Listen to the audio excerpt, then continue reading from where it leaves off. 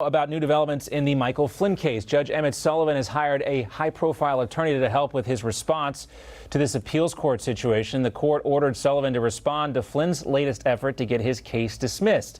Beth Wilkinson represented Supreme Court Justice Brett Kavanaugh during his Senate confirmation. She also represented a lawyer for Hillary Clinton during the whole email scandal. And joining us now to talk more about General Flynn's case is Sidney Powell, former assistant U.S. attorney, his attorney as well. She's also the co-author of Conviction Machine, Standing Up to Federal Prosecutorial Abuse. Great to have you back with us, Sidney. Thanks for coming on.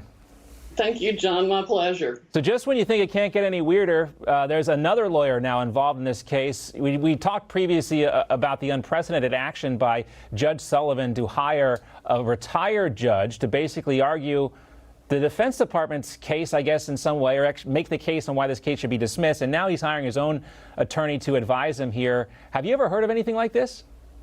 No, I really haven't. And I have gotten a writ of Mandamus against a number of judges across my career. This is the first time I've ever seen anything like this, especially when the Court of Appeals has ordered him to respond personally as opposed to through an amicus.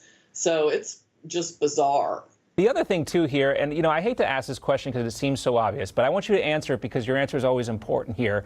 I just read a piece on The Atlantic today to ask the question, why doesn't President Trump just pardon Michael Flynn? It would be the easiest course of action here.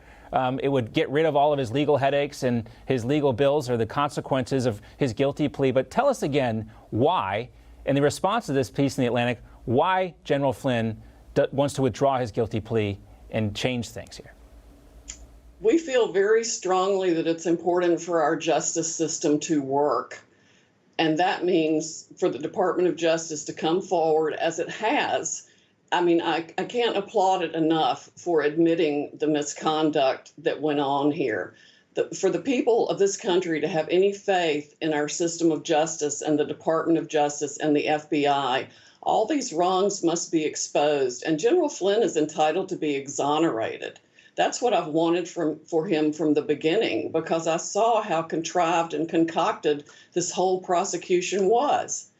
I mean, it dovetails right on the end of my other book, License to Lie, Exposing Corruption in the Department of Justice. Mm-hmm. It's a logical follow-on to that because things have just gotten worse because no one has been exposed and no one has been held accountable inside the government for their egregious misconduct. And in this case, they were literally making up crimes against an honest American veteran and just a storied general who deserves our respect and honor, not abuse. Well, real quickly as we wrap up, too, I just want to get your take on the swearing in of John Ratcliffe. A lot of folks we talk to say this is a very positive development and it'll help, clear up the problems we've seen at the DNI's office in the past. What's your take on Ratcliffe? Do you think this is a step in the right direction? Oh, yes, I do. I think he's a fine person of great integrity, and he understands that we have to have more transparency in government and get these problems solved for the people to trust it ever again. All right, Sidney Powell, thanks so much for your time. Great to see you as always. We'll check in with you in the near future as this case continues to unfold. Thank you, John.